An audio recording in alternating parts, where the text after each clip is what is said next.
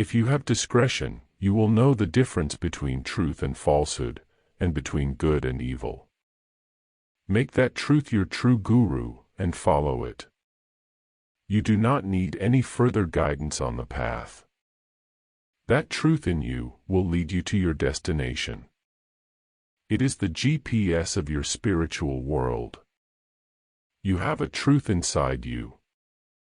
It knows what is good for you, and where you can look for answers and solutions to the problems you face on the spiritual path. That truth you have to awaken. To that truth you must turn for light and guidance. That truth is your true guru and your guardian angel. If you do not listen to that truth and follow it, the best of the gurus cannot help you. If you are not committed to truth, how can you find your way out of a world of deception and darkness? Can you germinate a seed in a ground that has not been prepared? And even if you manage somehow to germinate that seed, do you think it will grow properly? That truth alone is your savior. Until you find that, you will move in circles. Until your faith in that truth is firmly established, your religion will not help you. Your spirituality will not transform you. No amount of reading the books and understanding the scriptures will help you. No practice of meditation is really going to accomplish that union you seek. Without knowing that truth, you will swim in the ocean of illusions. Now, what is that truth I have been talking about? Where do you find it? How do you know it is the truth? That truth is the mirror in you, a mirror that truly reflects who you are, a mirror that truly shows you the truth of yourself.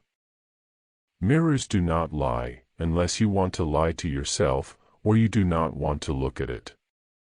If you have that inner mirror, which shows you the truths regarding yourself, your intentions, your illusions, your irrational beliefs, your misguided notions, your prejudices and mental distortions, then you will not require any guru. That mirror becomes your own guru. Believe me. You do not have to walk the walk of another, unless you want to relinquish your own truth, and set aside all that you have experienced in your life as unreliable and useless. There is a certain joy in finding your true self in the mirror of your own mind, and making that your true identity. The seers and the sages, the saints and the great souls discovered that mirror inside them. They developed that ability to be transparent to themselves, to be truthful to themselves, to be honest with themselves, to speak to themselves in a way that does not create illusions in their minds. If you can find that mirror inside you, which can truly reflect who you are, and teach you the best of the wisdom that you can follow in your life, then you become your own guru, and even teach others how to find themselves, and discover themselves.